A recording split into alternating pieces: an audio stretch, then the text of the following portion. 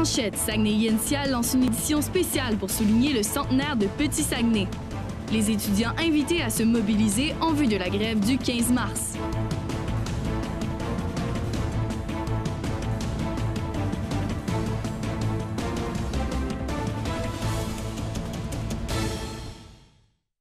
Mesdames, Messieurs, bienvenue à notre web journal du 26 février 2019.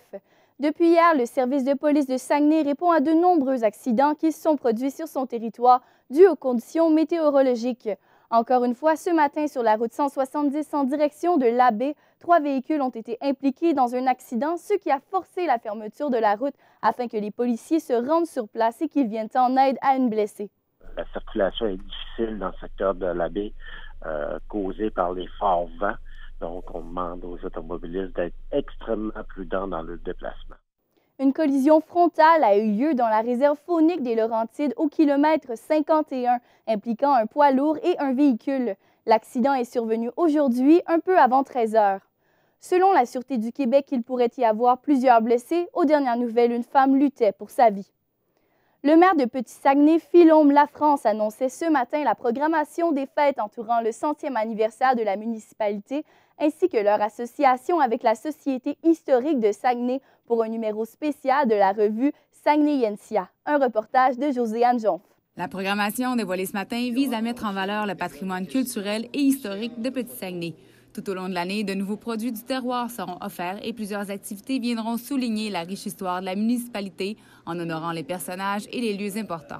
C'est parce que, tu sais, on parle beaucoup de l'histoire, puis l'histoire, c'est le passé. On va parler de ce que les autres ont fait avant nous. Puis nous, on voulait parler aussi de l'avenir et de ce qu'on a comme créativité au niveau local déjà. Une association a également été faite entre la municipalité de Petit-Saguenay et la Société historique de Saguenay afin de préparer un numéro spécial pour la revue Saguenay-Yensia. Ce numéro constitue un cahier consacré à l'histoire de Petit-Saguenay, rempli de souvenirs des fêtes du 100e, mais également de nouvelles historiques méconnues jusqu'à ce jour. À travers les 2 articles que je publie dans cette revue-là, je crois que j'ai pu amener un petit grain de sel de nouveauté à travers quelques différents sujets. Pour le maire Philaume Lafrance, il était important de mettre en valeur leur richesse et de miser sur la création de produits culturels originaux pour les fêtes du 100e anniversaire afin d'attirer la population. C'est certain qu'on a encore beaucoup de défis à Petit-Saguenay parce qu'on est très éloigné. On est la dernière municipalité de la région là, à l'est. On a des défis qui sont liés à ça, mais on pense que justement, on est une belle terre d'opportunité pour les gens qui cherchent un milieu dynamique où s'établir. La municipalité de Petit-Saguenay invite la population nationale et internationale à se déplacer lors de leurs festivités entourant le 100e anniversaire. Pour connaître la liste des événements complets, consultez leur site Internet. Ici Josiane Jonf, ATM, Saguenay. Une lettre d'appui est lancée par les professeurs et les chargés de cours de l'Université du Québec à Chicoutimi pour appuyer le mouvement La Planète s'invite à l'UQAC. Pour l'instant, près de 40 professeurs et chargés de cours ont signé la lettre d'appui. Le mouvement La Planète s'invite à l'UQAC incite le gouvernement et les directions d'université à agir pour contrer les enjeux climatiques. L'une des étudiantes au certificat en sciences de l'environnement, Véronique Simard, considère que le gouvernement caquiste n'a pas le programme environnemental. La CAQ, présentement, n'a pas nécessairement de projet ou de programme très spécifique. Alors, je considère que oui, peut-être dans un sens, mais visiblement, ça ne se voit pas présentement dans le gouvernement de la CAQ. D'ailleurs, une manifestation pour lutter contre les changements climatiques sera organisée le 15 mars par le comité environnemental de l'UQAC et la coalition FIOR. Dans le but de faire une grève des cours le 15 mars prochain, l'Association générale des étudiants et étudiantes du Cégep de Jonquière organise une assemblée extraordinaire demain midi à la salle polyvalente. En obtenant un résultat favorable, une possible grève permettrait aux étudiants de faire partie du mouvement mondial La Planète s'invite à l'université. Ma collègue Eliane Pilote a accueilli sur notre plateau la coordonnatrice aux affaires environnementales de l'Association étudiante Julie Grégoire. Julie, bonjour. Bonjour. Julie, pourquoi l'association a-t-elle décidé de joindre ce mouvement? Bien, on trouve que c'est important que tous les cégeps soient ensemble. S'il y a juste un cégep ou une université qui le fait, ça ne vaut pas le coup. On est plus forts ensemble, donc c'est important qu'on soit tous là. Super. Et quelle est l'importance, justement, pour les étudiants d'être présents demain à la réunion? Bien, c'est demain qu'on va décider si oui ou non on joint le mouvement. Donc, c'est vraiment important de voir si les étudiants y tiennent ou pas. Si les étudiants ne tiennent pas, ben, on ne va pas rejoindre le mouvement.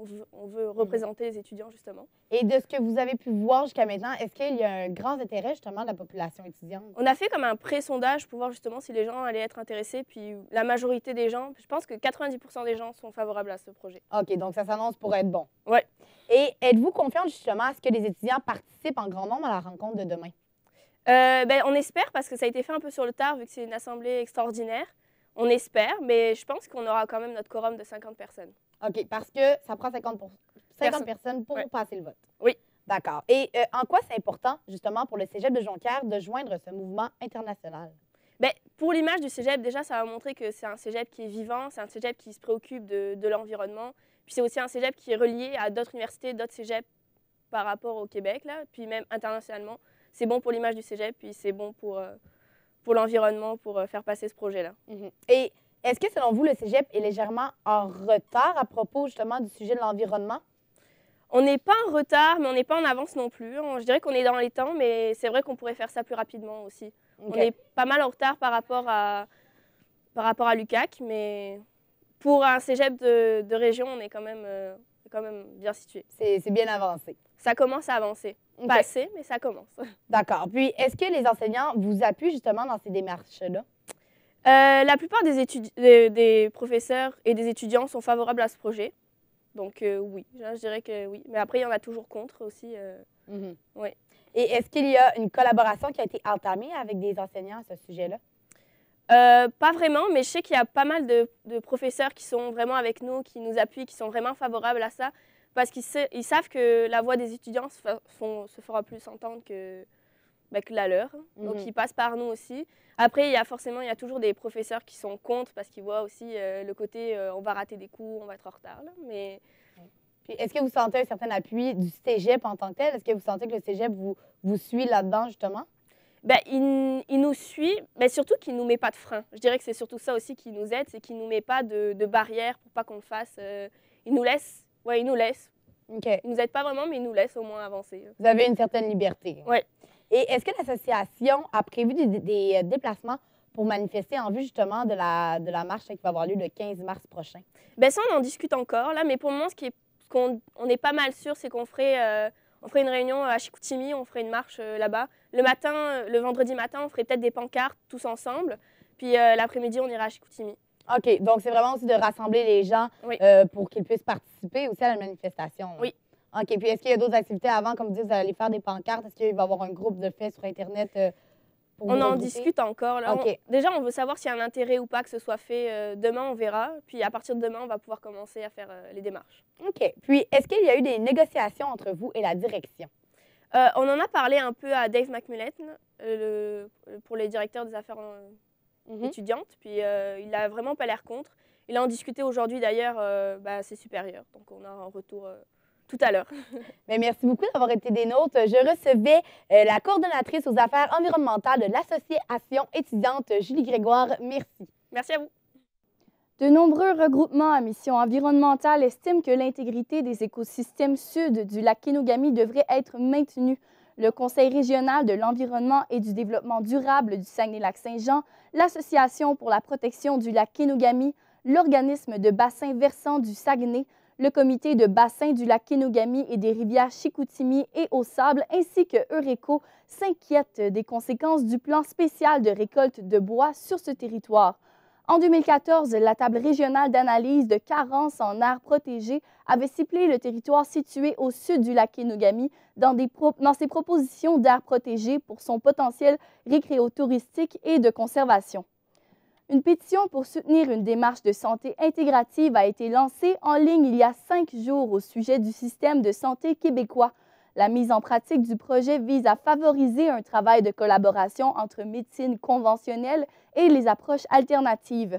Pour le moment, près de 1000 personnes appuient le projet de loi qui sera présenté au gouvernement. Le film québécois « Avant qu'on explose » du réalisateur Rémi Saint-Michel sera présenté en avant-première ce soir au cinéma Odyssée à Chicoutimi. Le réalisateur, le scénariste Éric Bouliane ainsi que les acteurs Étienne Gallois, William Murphy et Juliane Côté, entre autres, seront sur place au cours de cette première projection dans la région. C'est un missile nucléaire. C'est peut-être le début de la 3e guerre mondiale. pas. On dirait que je suis seul à penser que ça achève notre affaire. J'espère juste accomplir une couple de trucs, là, avant de... Bon, j'ai décidé que j'allais perdre ma virginité. Mais en même temps, c'est pas tant un choix que tu fais d'être puceau. Je sais pas ce que t'essaies de faire, Pierre-Luc, là, mais ça marchera pas. C'est plus les filles qui veulent pas coucher avec toi. Maïka Lamquin, quelle est l'histoire du film avant qu'on explose?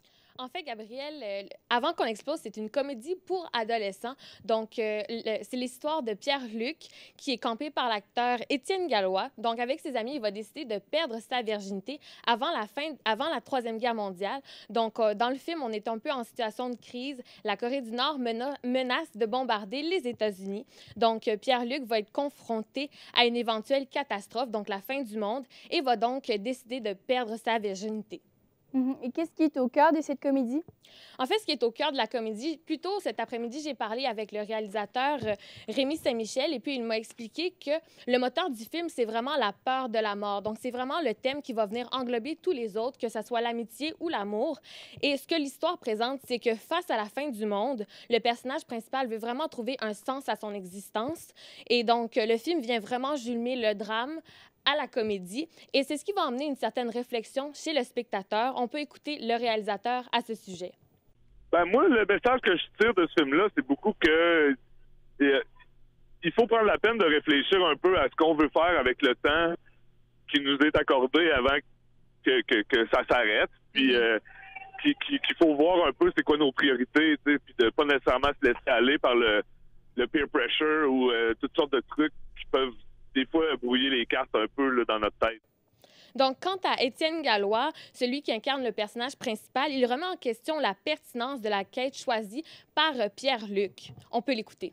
En fait, je pense qu'il se rend compte tout au long du film que la quête qui s'est imposée avec le deadline qu'il y avait avant la fin du monde, c'est pas nécessairement celle qui est la bonne décision qu'il aurait dû prendre. Je pense qu'à la fin, il réalise juste que il aurait juste comme passer du temps avec du monde qu'il aime au lieu de tout gâcher à vouloir essayer de perdre sa virginité.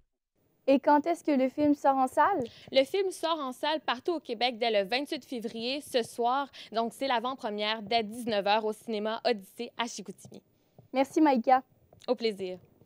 Le vernissage de la première exposition qui rassemble le talent des élèves de tous programmes confondus au Cégep de Jonquière aura lieu ce soir à la Galerie d'art. Le tout est mené par un étudiant en journalisme de 2e année, Édouard Sanger, qui expose d'ailleurs lui-même parmi les artistes. Un reportage de Molly Bélan. Passionné d'art, Édouard Sanger a lancé l'idée de monter une exposition artistique avec des étudiants qui n'ont pas forcément la chance de rendre leurs œuvres publiques dans le cadre d'un cours d'art visuel, par exemple. Ce sont donc une vingtaine d'étudiants du Cégep qui ont conçu toutes sortes d'œuvres d'art sous plusieurs formes. Mes artistes que j'ai ici, j'en ai une en éducation spécialisée, il y en a qui sont en comptabilité, d'autres en production, d'autres en ATM par exemple. Photographie, sculpture, livres, vidéos, dessins et peintures garnissent les murs blancs de la galerie. Édouard Sanger a voulu montrer différents styles d'artistes, malgré qu'ils ont été difficiles à trouver. Alors ça a été vraiment très compliqué parce qu'au départ je voulais faire une réunion, j'en ai juste eu 2 qui se sont présentés. Alors j'ai fait beaucoup de porte-à-porte, de bouche à oreille. Ça m'a permis de trouver des personnes qui sont fortes, même aussi par le biais de d'autres expositions que j'ai pu trouver d'autres artistes qui voulaient exposer. Il trouvait important de montrer de belles œuvres, mais pour lui, l'art a aussi pour mission de choquer les gens. C'est le cas notamment de l'artiste Danick Sylvain qui a utilisé des restes de viande pour former un tableau à relief. L'étudiant a commencé à recruter les artistes et à travailler sur le projet l'an dernier.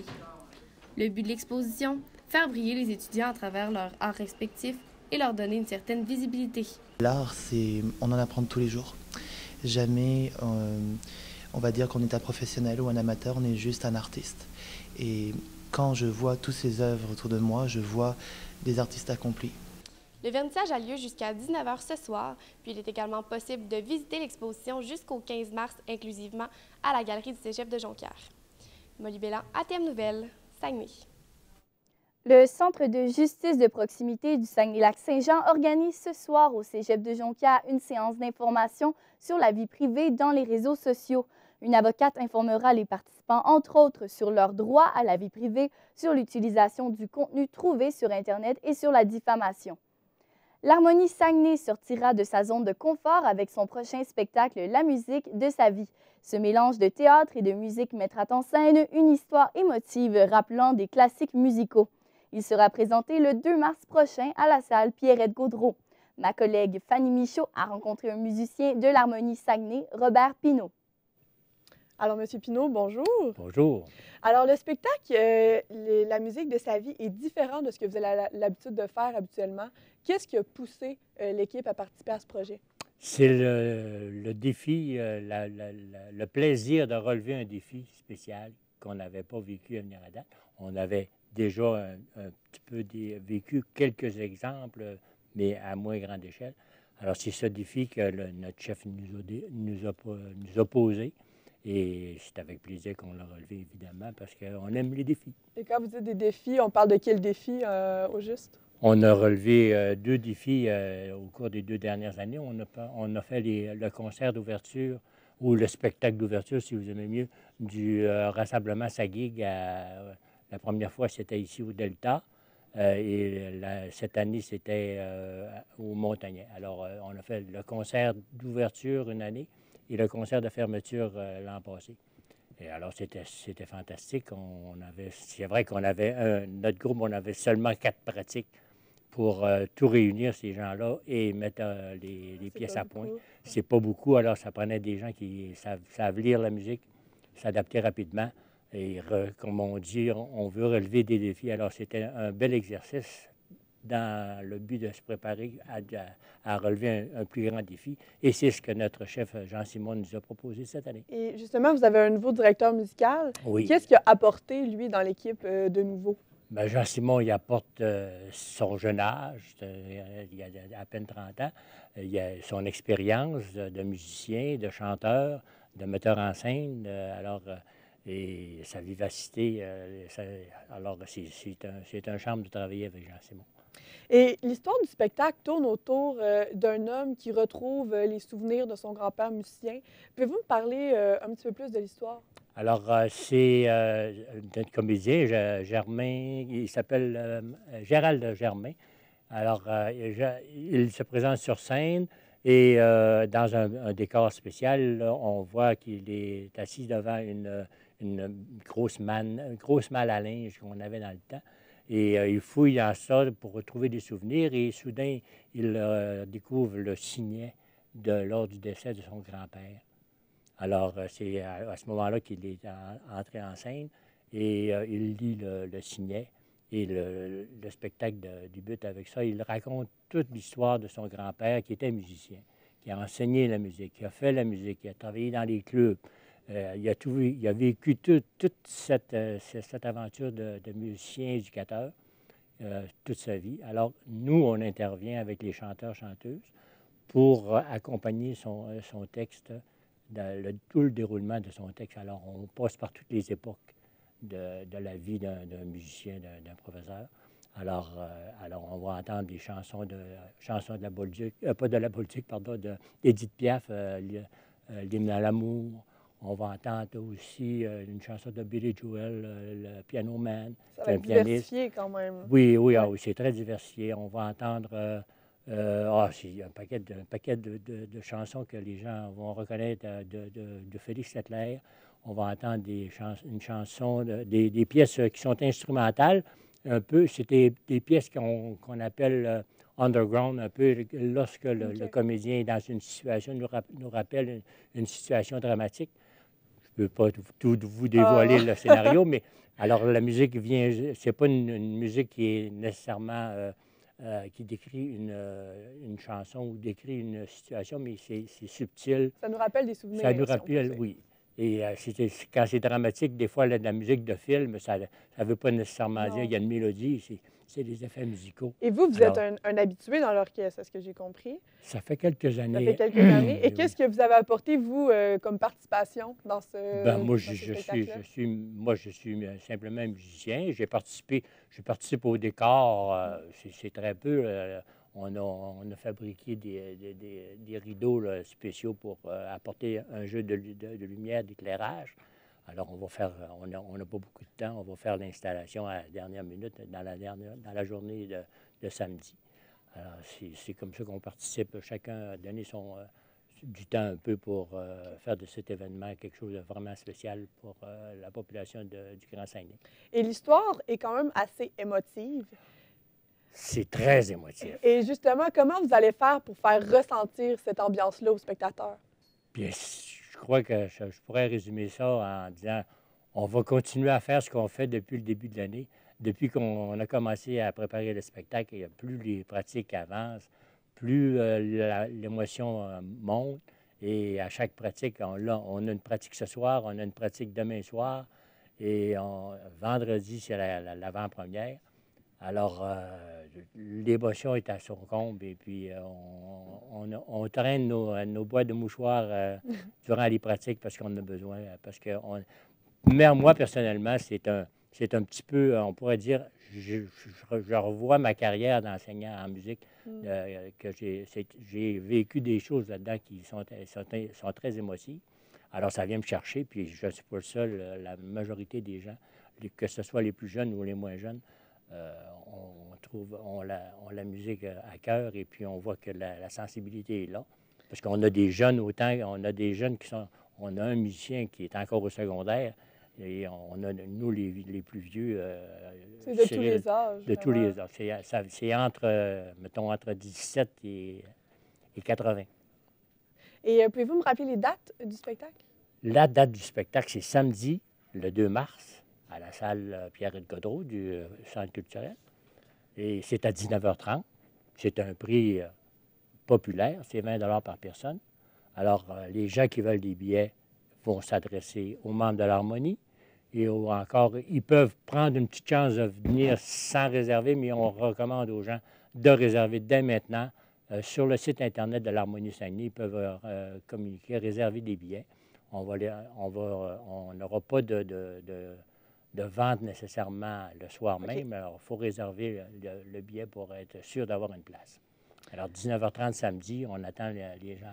C'est un rendez-vous. Donc, merci, M. Robert. C'est moi qui vous remercie de votre disponibilité. Donc, je m'entretenais avec Robert Pinault, le musicien de l'Harmonie du Saguenay. Dans le but de faire face aux enjeux de l'industrie du vêtement, un salon de l'exposant était ouvert au public aujourd'hui à l'UQAC et la grande friperie se poursuivra demain. Les étudiants en éco-conseil invitent le public à participer aux nombreuses activités gratuites qui se dérouleront cette semaine avant le colloque de ce jeudi. Un reportage de Vanessa Primo. L'événement Éco-conseil de cette année porte sur l'industrie du vêtement. Les étudiants au diplôme d'études supérieures en éco-conseil ont préparé un salon d'exposants et une friperie pour la programmation d'aujourd'hui. Les exposants ont d'ailleurs été choisis selon certains critères. En fait, étant donné que notre événement porte sur l'industrie du vêtement, on voulait mettre en valeur un petit peu les artisans qui utilisent des textiles recyclés pour faire leurs produits. Donc, on a finalement contacté des artisans de la région. De la fourrure d'alpaga, de la laine recyclée et même des pneus de vélo, les artisans s'en servent pour leur création.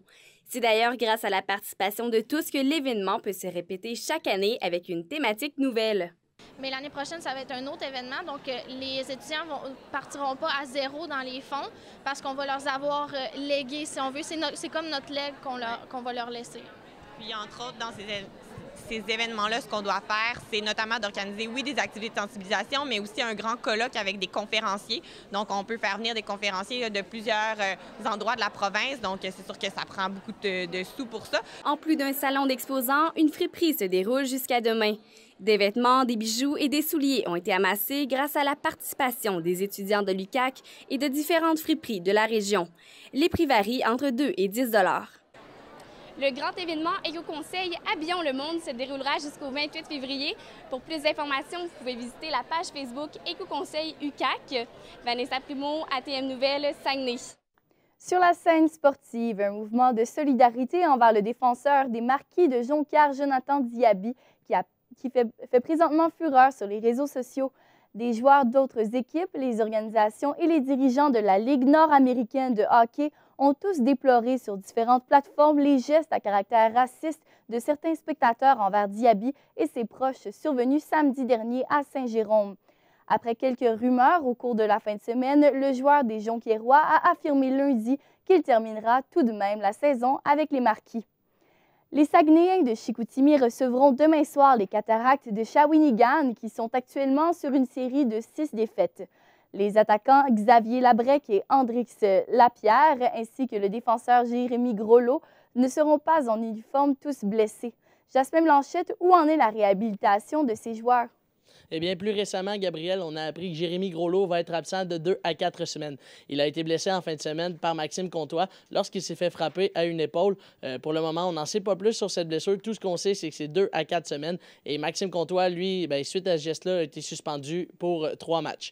En fait, ensuite, maintenant, pour ce qui est de Xavier Labrec, pour le moment, c'est au jour le jour. On ne sait pas encore ce qu'il a. Ce matin, lorsqu'on était à l'entraînement avec mon collègue, on s'est rendu compte que Labrec portait un espèce de collet. Donc, c'est probablement une blessure au cou. Et il va voir le médecin demain qui nous a confirmé Yannick Jean. Alors, c'est demain qu'on va avoir un diagnostic plus officiel. Et bien, pour ce qui est d'Henrix Lapierre, il était de retour enfin à l'entraînement après une longue séquence où il n'a pas pu pratiquer ni hors glace ni sur la glace. Il était vêtu de jaune, donc c'était un entraînement sans contact pour lui ce matin. Mais il était très heureux de retrouver la patinoire. Je vous fais d'ailleurs entendre Yannick Jean à ce sujet. Sa passion un matin sans glace, puis tu sais, il y avait de la vie, il y avait de la passion, il avait le grand sourire.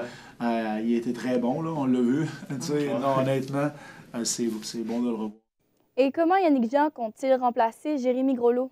Eh bien, le plan de base pour l'instant, Gabriel, pour remplacer Jérémy Groslo, c'est de faire jouer plus les autres joueurs. Donc, on a un 25 minutes que Groslo occupe habituellement sur la patinoire à distribuer aux autres. Eh bien, ils auront tout simplement plus de temps de glace. Pour Yannick, c'est une bonne façon de donner plus de temps de jeu à des défenseurs qui en ont eu moins durant la saison. À l'approche des séries, on le sait, la saison termine dans très peu de temps. Donc tout le monde est un peu gagnant. Ce qui est dommage, par contre, c'est à défaut de Jérémy Groslo qui ne pourra pas jouer. L'important là-dedans, c'est que les défenseurs auront plus d'expérience et plus de temps de jeu d'ici la fin de la saison. Avec 3 matchs à faire contre des équipes du top 5 de la Ligue, est-ce qu'on peut s'attendre à de l'intensité pour le dernier fil de la saison? Oui, Yannick Jean nous a dit que le mot-clé était intensité ce matin. On veut, d'ici la fin de la saison, que chaque match soit disputé amplement. On veut avoir une énergie des séries éliminatoires déjà sur la patinoire. L'intensité doit être au rendez-vous parce qu'on sait, justement, il y a encore 3 matchs face à des équipes du top 5, soit le Dracard de Bécomo, les Voltigeurs de Drummondville et l'Océanique de Rimouski. Encore une fois, je vais vous faire entendre Yannick Jean à ce sujet. Les 3 matchs qui restent sont encore clés. Avoir de l'adversité, ça te fait grandir. On en a eu contre Bécomo puis Drummondville de l'adversité. Ces matchs-là nous font grandir, nous améliorent en tant qu'équipe. À quoi peut-on s'attendre pour les 9 derniers matchs du calendrier? Eh bien, pour ce qui est des 9 derniers matchs du calendrier, Gabriel, c'est 5 matchs à l'extérieur, 4 à domicile. Des matchs assez faciles dans l'ensemble, si on veut, excepté les 3 matchs face aux grosses puissances. Des matchs à la portée des Saguenayens. Alors, ce sera un bon mélange d'un peu de matchs faciles et de matchs difficiles avant d'entrer en série. Ça se termine le 15 mars à Chicoutimi face aux Cataractes de Shawinigan. Et ensuite, on jouera le 16 mars à Québec pour conclure la saison. Merci, Jasmin. Ça fait plaisir. Dû aux conditions météorologiques des derniers jours, le magasin Walmart de la place du Royaume de Chicoutimi a dû être évacué pour un déneigement d'urgence cet avant-midi. Le magasin sera fermé pour une durée indéterminée afin d'effectuer des travaux préventifs. À la météo, Charles Camiran, le temps froid et les forts vents persistent sur le Saguenay-Lac-Saint-Jean. Oui, effectivement, Gabriel, il fait tellement froid qu'Environnement Canada a émis un avertissement de froid extrême présentement. Bref, la région au complet en prend un coup carrément ici. Et présentement, dans Saguenay et les environs, il fait moins 20 degrés, mais avec le refroidissement éolien, il fait moins 35 degrés. Et en plus de ça, le vent se met de la partie. Il y a des rafales allant de 30 jusqu'à 60 km/h présentement dans la région de Saguenay. Si on regarde maintenant au lac Saint-Jean, c'est sensiblement la même chose. Il fait moins 19 degrés, mais avec le refroidissement éolien, on atteint moins 33 degrés. Et en plus de ça, il y a un petit peu de poudrerie, oui, par endroit. Et encore une fois, il y a des vents allant de 30 jusqu'à 60 km/h. Si on regarde maintenant ce soir et cette nuit à Saguenay et les environs, c'est moins 24 degrés avec encore une fois énormément de vent. Et on frôle avec ça le refroidissement éolien, moins 40 degrés quasiment. Et au pays des Bleuets, maintenant, c'est moins 25 degrés et c'est sensiblement la même chose là, avec le refroidissement éolien. Si on regarde maintenant pour demain, ça se réchauffe tranquillement, pas vite, dans Saguenay et les environs. Ça va être généralement ensoleillé pour atteindre moins 13 degrés et ça va se réchauffer en après-midi. tandis qu'au Lac-Saint-Jean, c'est encore une fois là, un copier-coller à la ville de Saguenay. Bref, voilà Gabriel, il fait extrêmement froid présentement. Merci d'avoir été des nôtres. On se retrouve demain soir pour une autre édition du Web Journal. Mesdames, Messieurs, bonne fin de soirée.